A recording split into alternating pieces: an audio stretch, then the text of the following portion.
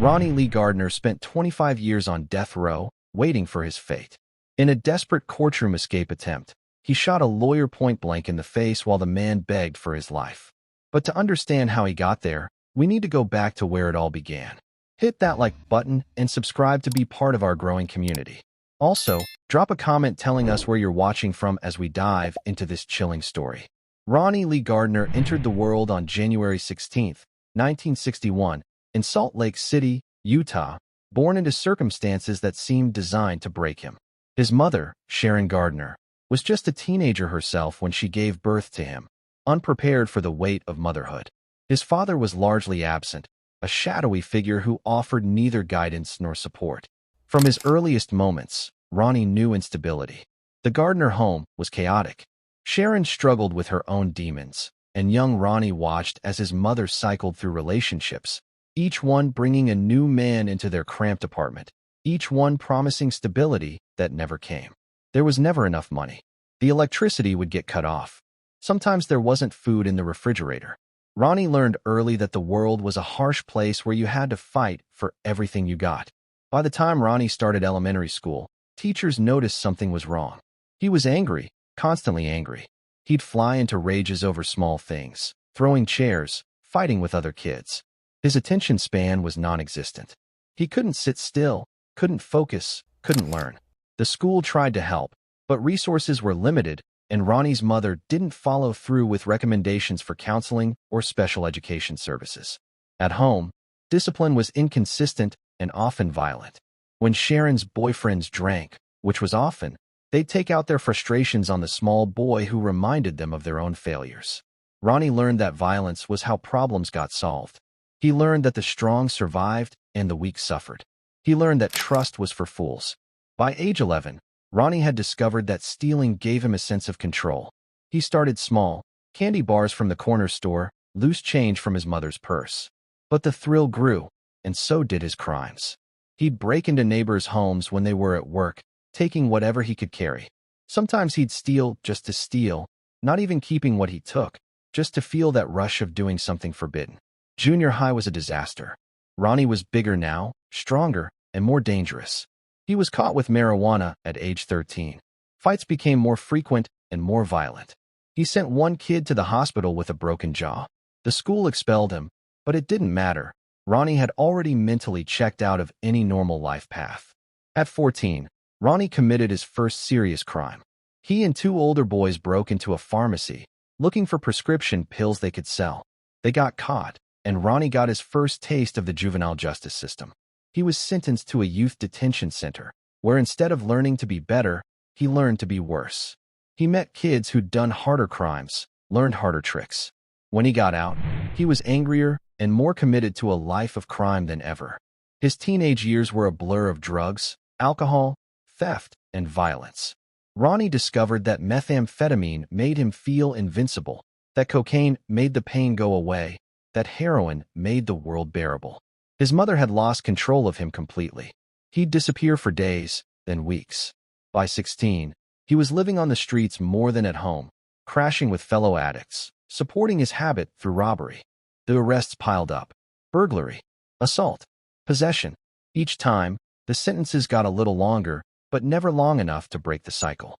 Ronnie would get out, promise himself he'd change, and within hours he'd be using again, stealing again, hurting people again. He knew he was spiraling, but he didn't know how to stop. Or maybe he just didn't want to. By his early 20s, Ronnie Lee Gardner had become exactly what his childhood had groomed him to be, a violent, drug-addicted criminal with no regard for human life, including his own. The trajectory was set, and everyone who knew him wondered not if he'd end up in prison or dead, but when. That answer would come soon enough, in the most horrific way imaginable. The night of April 2nd, 1985, started like so many others for Ronnie Lee Gardner. High on a cocktail of methamphetamine and alcohol, desperate for money to feed his addiction.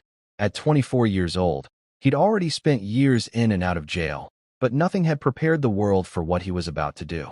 Around 8:45 p.m., Gardner walked into the Cheers Tavern in Salt Lake City, a dingy bar where working-class folks went to forget their troubles. Behind the bar was 41-year-old Melvyn Otterstrom, a bartender working the evening shift to support his family. Otterstrom was a gentle man, well-liked by the regulars, a father who worked hard to provide for his loved ones. Gardner walked straight up to the bar, pulled out a .22 caliber pistol, and announced a robbery. Otterstrom, trained not to resist in such situations, immediately began complying. He opened the cash register, his hands shaking, telling Gardner to take whatever he wanted. There was maybe $200 in the register, a pathetic sum that would barely keep Gardner high for a weekend. But something went wrong. Maybe Otterstrom moved too slowly. Maybe someone outside the bar spooked Gardner. Maybe Gardner was so high that his paranoia convinced him of a threat that didn't exist. Whatever the reason, as Otterstrom handed over the money, Gardner raised his pistol and shot him in the face. The gunshot echoed through the small bar. Customers screamed and dove for cover. Otterstrom collapsed behind the bar, blood pouring from the devastating wound. Gardner grabbed the cash and ran into the night, leaving Otterstrom dying on the floor of his workplace. Otterstrom was rushed to the hospital, but the damage was catastrophic. The bullet had torn through vital structures in his face and brain. Despite desperate efforts by doctors, Melvyn John Otterstrom was pronounced dead, leaving behind a widow and children who would never see their father again. The murder was senseless, brutal, and completely unnecessary. Exactly the kind of violence Gardner had been building toward his entire life. Gardner fled the scene and managed to evade police for 2 days, but his luck ran out quickly. On April 4, 1985, acting on tips from informants, police tracked him to a friend's apartment. When they kicked down the door, they found Gardner hiding in a closet, still in possession of the murder weapon. He was arrested and charged with capital murder. At trial, the evidence was overwhelming. Witnesses identified Gardner. Ballistics matched the gun. Gardner's own statements to police, given in the haze after his arrest, essentially confessed to being at the scene. His public defender tried to argue diminished capacity due to drug intoxication, but the jury wasn't buying it. On October 1, 1985, just 6 months after killing Melvyn Otterstrom, Ronnie Lee Gardner was convicted of capital murder. But Gardner's story was far from over. What happened next would add another victim to his tally and become one of the most shocking courtroom incidents in Utah history. On April 2, 1985, exactly 1 year to the day after he murdered Otterstrom, Gardner was being escorted to a court hearing at the Metropolitan Hall of Justice in Salt Lake City. His girlfriend, a woman who remained devoted to him despite his crimes, had smuggled a gun into the courthouse, hiding it in the women's restroom. The plan was simple but audacious. Gardner would grab the gun during a bathroom break and shoot his way to freedom. As Gardner was being led down a hallway, he asked to use the restroom. His guard, following procedure, allowed it while maintaining watch. But in those few seconds, Gardner retrieved the smuggled .22 caliber pistol. When he emerged, he was armed and desperate. What followed was chaos. Gardner shot his guard, leaving the man wounded in the hallway. Then he ran, looking for a way out of the courthouse. In the corridor, he encountered 35-year-old Michael Burdell, an attorney who was at the courthouse on completely unrelated business. Burdell, seeing the armed man and the wounded guard, raised his hands in surrender. According to witnesses, Burdell begged for his life. "Please, don't shoot," he said, his hands up, posing no threat whatsoever. He had a wife. He had children. He had a life. Gardner shot him in the face. Michael Burdell collapsed to the floor, dying as courthouse workers screamed and ran for cover. Gardner continued his escape attempt, but the building was now in lockdown. He took a hostage, a female visitor who happened to be in the wrong place at the wrong time, and demanded a car. Police surrounded the building. For hours, Gardner barricaded himself in the basement, holding his hostage at gunpoint while police negotiators tried to talk him down. Eventually, faced with tear gas and overwhelming force, Gardner released his hostage and surrendered. He was taken into custody for the second time, now facing not just one murder charge, but 2, and an attempted escape that had turned a courthouse into a crime scene. Michael Burdell died from his wounds, another senseless victim of Ronnie Lee Gardner's violence. The man had simply been in the wrong place at the wrong time, his life snuffed out by a desperate criminal who valued freedom more than human life. When Ronnie Lee Gardner first stood trial for the murder of Melvyn Otterstrom in October 1985, His defense team faced an impossible task. The evidence was overwhelming, and Gardner knew it. He didn't try to claim innocence. He couldn't. Multiple witnesses had seen him at the Cheers Tavern. The murder weapon was found in his possession when police arrested him 2 days after the shooting. Ballistics testing confirmed it was the gun that killed Otterstrom. Gardner's public defender, desperate to save his client from the death penalty, attempted a different strategy. They argued diminished capacity, that Gardner had been so intoxicated on methamphetamine and alcohol that he couldn't form the intent necessary for first-degree murder. They presented evidence of Gardner's long history of substance abuse, his troubled childhood, and his impaired state on the night of the murder. During interrogations, Gardner had been somewhat cooperative, though his story kept changing. At first, he claimed he didn't remember shooting Otterstrom. Then he said the gun went off accidentally during the robbery. Finally, he admitted he'd pulled the trigger but claimed he was so high he didn't know what he was doing. Detective work revealed this was a lie. Witnesses testified that Gardner had been coherent enough to demand money, count it, and flee the scene with purpose. The prosecution systematically destroyed the diminished capacity defense. They brought in witnesses who testified that Gardner had seemed alert and aware during the robbery. They presented evidence that Gardner had successfully evaded police for 2 days after the murder, showing clear thinking and planning ability. Medical experts testified that while drugs might impair judgment, Gardner knew exactly what he was doing when he pointed a gun at an innocent man's face and pulled the trigger. The jury deliberated for just a few hours. On October 1, 1985, they returned with a verdict, guilty of first-degree murder. Gardner showed no visible emotion as the verdict was read. The penalty phase would come later, but before it could be completed, Gardner would commit another murder that sealed his fate. The trial for Michael Burdell's murder was even more clear-cut. The killing had happened inside a courthouse filled with witnesses, including deputies, attorneys, and civilians.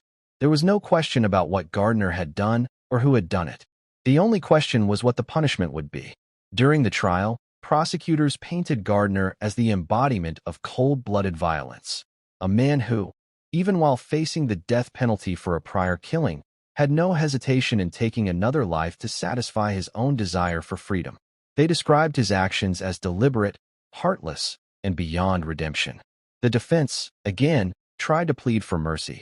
They emphasized Gardner's horrific upbringing, his history of abuse, his addiction, and his lack of positive role models. They called psychological experts who testified that Gardner suffered from antisocial personality disorder and chronic substance dependence, that he was impulsive, emotionally damaged, and incapable of rational decision-making under stress. But the jury didn't see a victim, they saw a predator.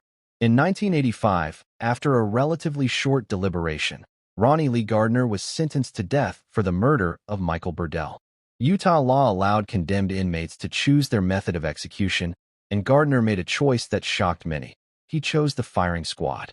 "I prefer to be shot," he told the judge calmly, adding that he felt it was the most dignified way to die. Gardner was transferred to Utah State Prison, where he would spend the next 25 years on death row. Life on death row. For most inmates, death row is a place of slow decay. Days blend into weeks, weeks into years, marked only by the distant sound of cell doors and the ritual of appeals. Gardner's case was no different. His lawyers filed motion after motion, arguing constitutional violations, ineffective counsel, and mental health factors, but every appeal was denied. Inside prison, Gardner was both feared and respected. He was intelligent, articulate, and capable of charm when he wanted to be. He read constantly, philosophy, religion, law, and even science fiction. Over the years, he developed a fascination with spirituality and Native American mysticism, often spending hours meditating in his cell. Fellow inmates said he could be calm and reflective one moment, and explosively violent the next. He also became an artist, painting landscapes and portraits that occasionally sold to supporters on the outside. In one letter, Gardner wrote, "Art gives me peace. It lets me forget the walls for a little while." But that peace was fragile. Gardner was a volatile mix of intellect and rage. He attacked other inmates on multiple occasions, including one incident where he stabbed a man during a prison fight. He also went on hunger strikes, protesting prison conditions and his treatment. Still, despite the violence, there were flashes of humanity. Gardner mentored younger inmates, warning them not to follow in his footsteps. He corresponded with volunteers and religious counselors, often speaking about fate, destiny, and redemption. Some believed he had genuinely changed. Others thought it was an act, a manipulative killer playing the system until the end. Years turned into decades. Gardner watched as other death row inmates were executed or died of natural causes. Appeals stretched on endlessly, with lawyers filing motions to challenge Utah's execution methods. By 2010, Gardner had spent more than half his life behind bars. The courts had rejected his final appeals, and the state of Utah set his execution date for June 18, 2010. It would be the first execution by firing squad in Utah in 14 years, and likely the last. In his final days, Gardner gave interviews to reporters, reflecting on his life. He spoke about his childhood, the pain of his upbringing, and his years on death row. "I'm not the same man I was," he said in one interview. "I've had 25 years to think about it. I wish I could undo it, but I can't." He spent his final night with his family and spiritual advisor. His last meal was steak, lobster tail, apple pie, vanilla ice cream, and 7-Up, a strange luxury for a man hours away from death. In the early morning hours of June 18, 2010, Ronnie Lee Gardner was led to the execution chamber at Utah State Prison. The room was small, stark, and cold. He was strapped into a metal chair, a black hood placed over his head, a small white target pinned over his heart. 5 anonymous marksmen waited behind a brick wall, rifles loaded with .30 caliber bullets. One rifle contained a blank, so no shooter would know who fired the fatal shot. At 12:15 a.m., the warden read the death warrant. Gardner was asked for any final words. He said quietly, "I do this with love." The countdown began. "Ready, aim." At 12:20 a.m., the shots rang out. Gardner's body jerked violently, his chest stained dark as the bullets tore through his heart. He was pronounced dead 2 minutes later. Outside the prison, protesters gathered, some calling for justice, others calling it state-sanctioned murder. For Utah, it was the end of an era. Gardner's death marked one of the last executions by firing squad in the United States. In the hours following Ronnie Lee Gardner's execution, Utah officials held a press conference confirming the procedure had gone as planned. The governor's office released a brief statement. "Justice has been served according to the law." But not everyone agreed on what justice meant. Outside Utah State Prison, the scene was divided. On one side of the street, death penalty supporters cheered and waved American flags, shouting that Gardner finally got what he deserved. On the other, anti-death penalty activists held candles and signs that read, "Violence is not justice." The debate over Gardner's execution reignited a national conversation about capital punishment and the morality of the firing squad. Utah was one of the few states still allowing inmates to choose that method, a relic of the Old West that many found barbaric. But Gardner had specifically requested it, saying he preferred it over lethal injection because it was quick and clean. His death forced lawmakers to confront the optics of an execution method that felt like something out of another century. In 2015, Utah formally reinstated the firing squad as a backup method only when lethal injection drugs were unavailable, a decision that remains controversial to this day. For the families of Gardner's victims, the execution brought mixed emotions. The family of Melvyn Otterstrom expressed relief that the long process was finally over. "We've waited 25 years for this," one relative told reporters. "It doesn't bring Melvyn back, but at least there's closure." The family of Michael Burdell, however, felt differently. Burdell's relatives had opposed the death penalty from the start. His ex-wife, who had remained outspoken throughout the decades-long case, told reporters that Gardner's execution only continued the cycle of killing. "Mike would not have wanted this," she said tearfully. "He believed in mercy, even for people who didn't deserve it." Inside the prison, a strange silence followed Gardner's death. Inmates spoke of it in hushed tones, some saying he faced his fate bravely, others saying it was just another death in a place built for dying. Guards who had known him for years admitted privately that they felt uneasy. "He wasn't the same guy he used to be," one officer said. "He'd calmed down. Maybe he really had changed." Gardner's ashes were given to his family. His paintings and writings, collected over decades, were sent to relatives and supporters. Some of his artwork, mostly landscapes and spiritual symbols, later appeared online, sold by collectors fascinated by the final creations of a condemned man. In the years since his death, Ronnie Lee Gardner's case has remained a subject of debate among true crime enthusiasts, legal scholars, and those who question the ethics of the death penalty. Was he a violent monster who deserved what he got, or a broken product of a life filled with pain and neglect? Could rehabilitation have been possible if society had intervened earlier, or was he always destined for destruction? The questions have no easy answers. What is clear is that Ronnie Lee Gardner's life was a story of wasted potential, brutal violence, and ultimate reckoning. A story that forces us to look at the thin line between justice and vengeance. And maybe, in his final words, "I do this with love," there was one last attempt to find meaning in a life consumed by chaos. So now, I ask you, was Ronnie Lee Gardner's execution justice, or was it just another act of violence in a world already overflowing with it? Drop your thoughts below, and don't forget to hit that subscribe button so you don't miss the next case.